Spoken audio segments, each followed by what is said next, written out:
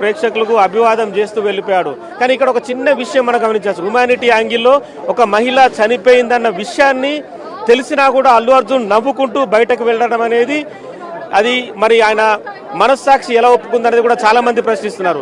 ఒక 10-15 ఏళ్ల క్రితం కూడా తన సొంత మామ ప్రజారాజ్యం పార్టీ అధినేత చిరంజీవి కూడా ఒక సభలో తొక్కిసలాట జరిగిన సమయంలో తాను ఎంత దూరం వెళ్ళినా మళ్ళీ వెనక్కి వచ్చి ఆ చనిపోయిన కుటుంబాన్ని పరామర్శించి వాళ్ళకు పరిహారం చెల్లించి వెళ్ళాడు. అంటే హ్యుమానిటీ, మానవతా హృదయం చిరంజీవి సొంత మామకుంది, కానీ అల్లుడికి మాత్రం లేదనేది కూడా బయట సోషల్ మీడియాలో కూడా ఇప్పటికే నెట్టింట్లో వైరల్ అవుతుంది. సో మొత్తంగా ఓవరాల్ గా అల్లు అర్జున్ విచారణ అయితే ఎదుర్కొంటున్నాడు. ఆ విచారణకు మరి సరైన సమాధానాలు ఖచ్చితంగా చెప్పాలి. సరైన సమాధానాలు చెప్పకుండా కూడా అల్లు అర్జున్ ఇబ్బందులు ఎదుర్కొంటాడు. ఎందుకంటే ఈ ప్రతి విషయాన్ని కూడా హైకోర్టులో పోలీసులు మెన్షన్ చేస్తారు.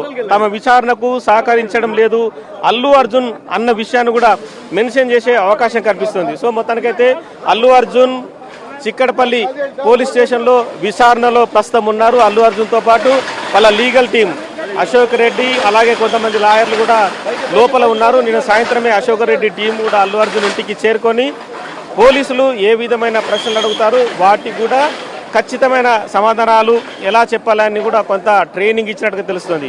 కానీ ఇప్పటికే అల్లు అర్జున్కి సంబంధించిన ఎవరైతే లీగల్ హెడ్ నిరంజన్ రెడ్డి ఉన్నాడో కూడా హైకోర్టులో కొంత హేళనగా పోలీసులకు సంబంధించి కూడా వ్యతిరేక సమాధానాలు గతంలోనే చెప్పాడు. వాదనల సమయంలో అంటే పోలీసులు సరైన భద్రత తీసుకోలేదు, పోలీసులే నిర్లక్ష్యం వహించారని చెప్పాడు.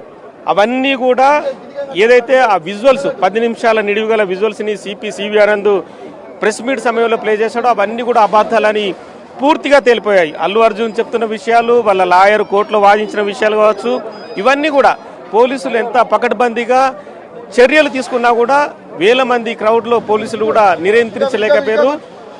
50-60 మంది బౌన్సర్లే అల్లు అర్జున్ చుట్టుముట్టి లోపలికి రావడం అనేది ఇక్కడ పూర్తిగా గమనించవచ్చు. వాళ్ళందరూ రావడం వల్ల కూడా వేలాది మంది ఒకసారి నెట్టుకుంటూ లోపలికి వెళ్లే క్రమంలో తొక్కిసలాట జరిగింది. ఒక గేటు కూడా పూర్తిగా విరిగిపోయింది. అదే గేటు దగ్గర నిల్చున్న రేవతి తన కొడుకు శ్రీతేజు పూర్తిగా అపస్మారక స్థితికి వెళ్ళిపోయాడు. కానీ పైన పరిగెడుతున్న జనాలు ఎవరైతే ఉన్నారో కింద మనుషులున్న విషయాన్ని కూడా వాళ్ళు గమనించలేకపోయారు. అంటే ఒకరినొకరు తోసుకుంటున్న సమయంలో కూడా కింద ఏం జరుగుతుంది అనేది కూడా ఎవరికి అర్థం కాని పరిస్థితి. కానీ కొంతమంది కానిస్టేబుల్స్ లోపల ఉన్న వాళ్ళు గమనించారు. వాళ్ళు వెంటనే వాళ్ళని పక్కకు ఈడ్చుకుంటూ వెళ్ళి వాళ్ళందరినీ కూడా అంటే అటు రేవతిని ఇటు శ్రీతేజ్ను కూడా చెరోవైపు తీసుకెళ్లి వాళ్ళకు సిపిఆర్ చేయడానికి, వాళ్ళను బతికించడానికి నానా ప్రయత్నాలు చేశారు. ఒక 10 నిమిషాల పాటు ఛాతీపైన గట్టిగా అదుముతూ వాళ్ళకి శ్వాస అందడానికి కూడా నోట్లు నోరుపెట్టి వాళ్ళని ఆ శ్వాస కూడా గాలి అందించడానికి కూడా నానా రకాల ప్రయత్నం చేశారు.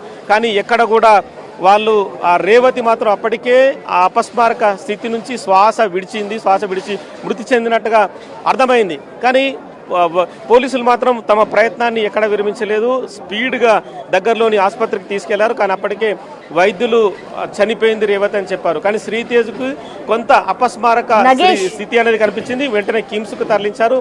కానీ ఇప్పటికి కూడా కోమాలోనే ఉన్నారు. ఇటు పోలీసుల విచారణలో భాగంగా ఏదైతే అల్లు అర్జున్ కి మధ్యంతర బెయిల్ ఉందో ఆ బెయిల్ ని కూడా రద్దు చేయాలి అన్నట్లుగా కూడా వారు ప్రయత్నిస్తుగా తెలుస్తుంది. ఒకవేళ అది నిజమైతే ఇటు అల్లు అర్జున్ దాన్ని ఎలా ఫేస్ చేస్తారనుకోవచ్చు నగేష్?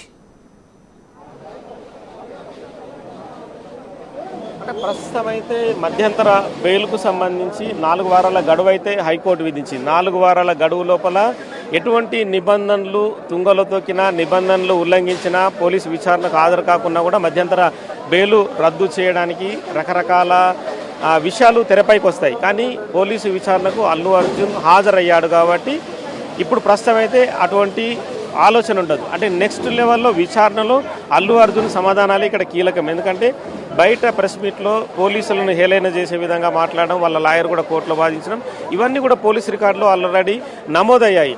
డైరెక్ట్గా ముఖ్యమంత్రి రేవంత్ రెడ్డి అసెంబ్లీలో చెప్పారు. అంటే పోలీసులు అంటే అంత చిన్న చూప, ఆల్రెడీ రోడ్ షో చేసుకుంటూ బయటకు వచ్చి లోపలికి వెళ్ళిన అల్లు అర్జున్ పోలీసులు చేసిన డ్యూటీ కూడా మర్చిపోయి ఇష్టం వచ్చినా మాట్లాడాలని చెప్పి కూడా డైరెక్ట్గానే చెప్పారు. ఇదే యాంగిల్స్లో సిపి ఆనంద్ కూడా ఒక 10 నిమిషాల పైన ఒక వీడియోని కూడా తయారు చేశారు. అల్లు అర్జున్ లోపలికి ఎంటర్ అవుతున్న ప్రతి మినిట్ ఎందుకంటే వేలాది వీడియోలు క్షుణ్ణంగా తనిఖీలు చేసిన తర్వాతనే వాటన్నిటిని కూడా అతకపెట్టి చూపించారు. ఎందుకంటే అల్లు అర్జున్ ఎక్కడి నుంచి వచ్చాడు, ఎంతమంది జనాలు ఉన్నారు, లోపలికి ఎంటర్ అవుతున్నప్పుడు పరిస్థితి ఏంటి, ఆ జనాలతో పాటు అల్లు అర్జున్ బౌన్సర్లను కూడా తన వెహికల్ చుట్టూ నియమించుకున్నాడు. బౌన్సర్లు కూడా నెట్టుకుంటూ ముందుకెళ్తున్నారు. ఆ వెహికల్ని కూడా సంధ్యా థియేటర్ లోపలికి అంటే గేటు వద్దకి దాదాపు మెట్లు ఎక్కే వరకు కూడా తీసుకొచ్చారు. పైకి బాల్కనీకి వెళ్లే క్రమంలో కూడా అల్లు అర్జున్ని చూడడానికి చాలామంది అభిమానులు ప్రయత్నించారు. వాళ్ళందరినీ నెట్టుకుంటూ బౌన్సర్లు అల్లు అర్జున్ని సేఫ్గా పైనకు తీసుకెళ్లి కూర్చోబెట్టారు. సో ఇవన్నీ కూడా ప్రతి మినిట్ టు మినిట్ ప్రతి సెకండ్ విజువల్స్ అన్నీ కూడా చూయించారు. ఎందుకంటే ఆ విజువల్స్లో చూపించినట్టుగా అల్లు అర్జున్ వ్యవహార శైలి కావచ్చు, అల్లు అర్జున్ హావాభావాలు, అల్లు అర్జున్ నవ్వుతూ వెళ్ళడం, వాళ్ళకి చేతులతో అభివాదం చెప్పడం, వాళ్ళకి నమస్తే పెట్టడం, ఇవన్నీ కూడా క్లియర్గా కనిపిస్తున్నాయి. లోపలికి వెళ్ళి థియేటర్లో సీట్లో కూర్చున్నప్పుడు కూడా తదుపరి కూడా వీడియోలు రికార్డ్ అయ్యాయి. తదుపరి కూడా పోలీసులు అల్లు అర్జున్కి సమాచారం ఇస్తున్నారు. కింద తొక్కిసలాట జరిగింది, రేవతి అనే మహిళ మృతి చెందింది అనే విషయాన్ని కూడా సమాచారం ఇస్తున్నారు. కానీ అవేమీ పట్టనట్లుగా అల్లు అర్జున్ హావాభావాలు ఆ వీడియోలో స్పష్టంగా కనిపిస్తున్నాయి. అవేమీ పట్టించుకోనట్లుగానే అల్లు అర్జున్ కంటిన్యూ చేశాడు, సినిమా చూశాడు. కానీ పరిస్థితి విషమించే అవకాశం ఉంది, ఇంకా జరిగే అవకాశం ఉందని చెప్పి కూడా పోలీసులు జాగ్రత్త పడి తక్షణమే ఇక్కడ నుంచి 10 నిమిషాల్లో వెళ్లకుంటే మాత్రం అదుపులోకి తీసుకోవాల్సి వస్తుందన్న డీసీపీ ఆర్డర్తో వెంటనే సీట్లోంచి లేచి మళ్ళీ అదేవిధంగా యథావిధిగా మళ్ళీ కిందకు వచ్చాడు. మళ్ళీ ప్రేక్షకులకు అభివాదం చేస్తూ తన ఇంటికి వెళ్ళిపోయాడు. కానీ అల్లు ఏదైతే ఆ రేవతి చనిపోయిన విషయాన్ని తెలిసినా కూడా అల్లు అర్జున్ వెహికల్ దిగలేదు, పోలీసుల్ని అడగలేదు. చనిపోయిన అభిమాని ఎవరు, ఎందుకు వచ్చారు, ఏం సంగతి, వాళ్ళ వివరాలు ఏంటి అనే విషయాన్ని కూడా మర్చిపోయారు. సో ఇవన్నీ కూడా ఖచ్చితంగా మానవతా హృదయాన్ని తెలియజేస్తున్నాయి. మరి హ్యుమానిటీ లేని సినిమాల్లో తీస్తున్న హీరోలు మరి ప్రజలకు ఏం సమాధానం చెప్తారు, 100 కోట్లు సంపాదించడమే వాళ్ళ ధ్యేయం అని కూడా ఇప్పటికే సోషల్ మీడియా నుంచి కూడా బయట ప్రపంచం నుంచి కూడా పూర్తిగా వ్యతిరేకమవుతున్నాయి. అంటే బెనిఫిట్ షోల పేరిట వీళ్ళకు 10 రోజుల పాటు ప్రభుత్వం అవకాశం కల్పించింది. 1000 రూపాయల టికెట్ని 2000కు అమ్ముకునే విధంగా ఏర్పాట్లు చేసింది. అయినా కూడా హ్యుమానిటీ అనేది వీళ్ళకు తెలియడం లేదు. సినిమాలు తీస్తూ 100 కోట్లు సంపాదించగానే అహంకారం అనేది ఖచ్చితంగా